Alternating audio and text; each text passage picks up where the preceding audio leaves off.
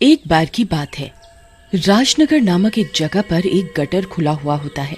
उस गटर में चुड़ैल का साया था। उस गटर के आसपास से यदि कोई भी गुजरता था तो चुड़ैल उसे गटर के अंदर खींचकर मार डालती थी। एक दिन एक आदमी वहाँ से गुजर रहा होता है। ओहो, इस शहर में भी पता नहीं क्या हो गया। कोई भी आदमी अपना काम ठीक से नहीं करता। कहाँ जा रहे हो? हमसे तो मिल लो।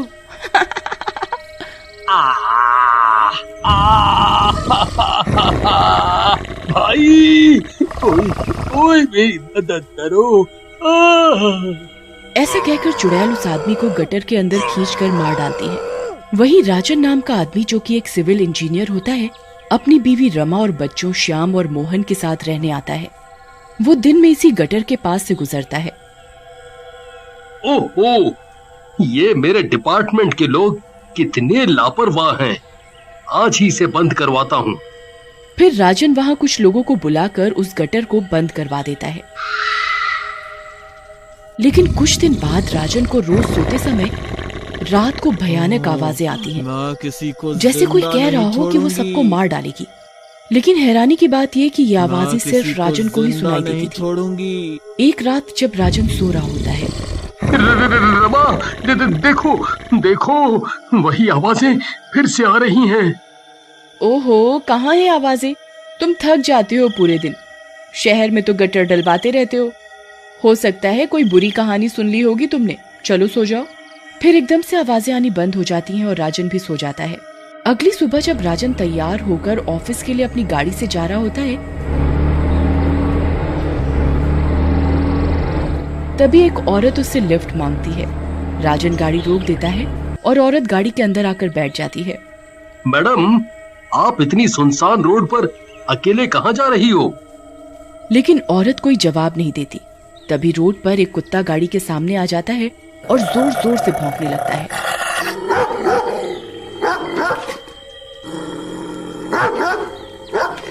और राजन के जोर जोर से हॉर्न बजाने के बाद भी नहीं हटता।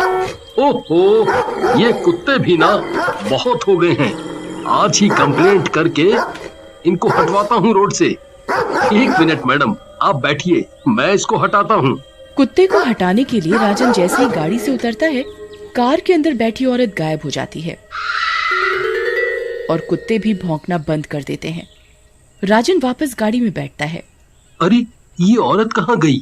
अभी तो यहीं थी। लगता है डर गई होगी बेचारी। चलो खैर, ऑफिस चलूं। राजन वहां से चला जाता है, लेकिन उसकी गाड़ी के जाते ही वो औरत वहां वापस आ जाती है और राजन की गाड़ी को दूर से देखती है। रात को राजन वापस घर आता है और रमा को सारी बात बताता है, जिसे सुनकर रमा हंसने लगती है। तुम भी ना बहुत डरपोक हो गए हो। अरे कोई चुड़ैल थोड़ी है वो। कोई बात नहीं, सो जाओ। राजन सो जाता है। उधर आधी रात में उसे फिर से डरावनी आवाजें सुनाई देने लगती हैं, जिसे सुनकर राजन जग जाता है। उसे सामने फिर से वही औरत खड़ी दिखाई देती है, जो उसे ही देखी जा रही होती है। अरे मर गए रे। राजन रमा को उठाने की कोशिश करता है, लेकिन उसके मुंह से आवाज नहीं निकलती और ना ही उसके हाथ हिल पाते हैं। तभी वो औरत चलने लगती है और राजन भी उसके पीछे पीछे सम्मोहित सा होकर चलने लगता है। छत पर पहुंचाने के बाद राजन की एकदम से आवाज निकलती है। कौन हो तुम? और मेरा इतने दिनों से पीछा क्यों कर रही हो? तभी औरत एकदम से चुड़ैल बन जाती है और उसके ऊपर गटर का काला काला मलबा भी लगा होता है। मेरा नाम सीमा है। मैं तुम्हारी जान लेने आई हूँ। तुम और तुम्हारे जैसे सारे इंजीनियर जिन्होंने इस शहर में गटर डलवाए हैं। जी, मैं तो अभी अभी इस शहर में आया हूँ। भला मैं आपकी जान कैसे ले सकता हूँ? आप पूरी बात बताइए, शायद मैं आपकी मदद कर सकूं। मेरी मदद? मेरी मदद तो तेरे मरने के बाद ही हो पाएगी। लेकिन तू सुनना चाहता है तो मैं तेरे मरने से पहले तुझे वजह जरूर बताऊंगी।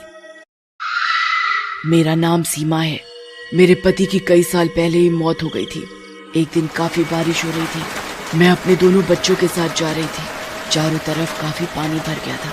सड़क पर पानी के सिवाय कुछ नहीं दिख रहा था। तभी तुम्हारे जैसे इंजीनियर की लापरवाही के कारण एक गटर का ढक्कन खुला रह गया और मैं उस खुले गटर में गिर गई और मेरी मौत हो गई। तब से मैं यहीं भटक रही हूँ और तुम्हारे जैसे लापरवाहों को मार रही हूँ।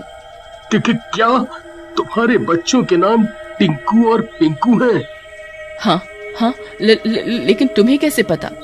वो तो मेरे अनाथालय में रहते हैं। कुछ दिन पहले कोई उन्हें वहां छोड़ गया था, लेकिन तुमने जो भी बताया वो बहुत बुरा था। मैं भी इस शहर में इसी गटर घोटाले का पता लगाने आया था और इस शहर की पानी की निकासी की समस्या को ठीक करना चाहता था। अच्छा, तो तुम तो बहुत ही अच्छे इंसान हो। मैं तुम्हारी पूरी मदद करूंगी। मुझे इस शहर के घोटालेबाजों के बारे में काफी कुछ पता है। अगले दिन राजन तैयार होकर बबलू नामक एक ठेकेदार के पास पहुंचता है जो कि गटर सफाई का काम करवाता था। बबलू अपने गुंडों के साथ बैठा होता है। बबलू, तुम गटर साफ क्यों नहीं करवाते, जबकि सरकार तो तुम्हें पूरे पैसे देती है? अरे आओ इंजीनियर बाबू, इतने गुस्से में काहे हो? जब सरकार हमका पैसा दे रही है तो तुम काहे गरम हो रहे हो? देखो बबलू, अगर तुम ढंग से काम नहीं करोगे तो मैं तुम्हारा टेंडर बंद करवा दूंगा। हमारा टेंडर तो आप तो क्या, आपके बाप भी बंद नहीं करवा सकते। ऐसा कहकर बबलू राजन पर हमला कर देता है, लेकिन तभी चुड़ैल वहां आ जाती है। बाप का तो पता नहीं, लेकिन मेरे रहते तुम इसे छू भी नहीं सकते। ऐसा कहकर चुड़ैल बबलू को मार देती है। अगले दिन राजन शहर के नेताजी के पास जाता है। नेताजी, मैं यहाँ का नया सफाई इंचार्ज राजन हूँ। यहाँ इतनी गंदगी फैली है और जगह जगह गटर खुले हैं। आप इस विषय में कुछ करते नहीं या आप कुछ देखते ही नहीं? अरे राजन बचुआ, इतना सब नहीं बोलते। हमको सब दिखता है। जनता हमको आप लोगों की सेवा के लिए भेजे हैं, हम वही तो कर रहे हैं। बाकी रात में आओ हमारे घर, वहीं पर सब बात करेंगे। है?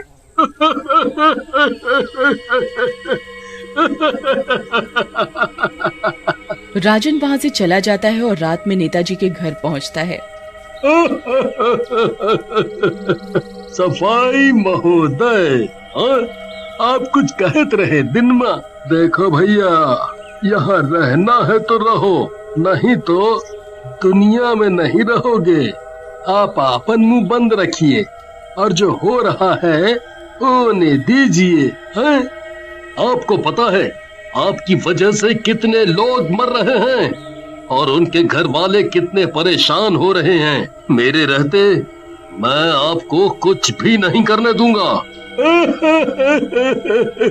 अब तो हमरा एक बात नहीं काट सकते और कोई भी परेशान हो उससे हमें क्या, हमको तो हमारा हिस्सा चाहिए, समझे? अब यहाँ से निकल लो और हमें गुस्सा मत दिलाओ। तभी वहाँ चुड़ैल आ जाती है। अरे मर गया रे, ये नास मिट्टी चुड़ैल कहाँ से आ गई?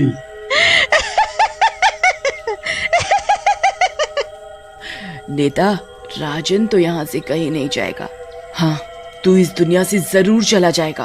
तुझे पता नहीं तेरे इस पैसे के लालच की वजह से कितने घर बर्बाद हुए हैं, जिनमें से एक घर मेरा भी है।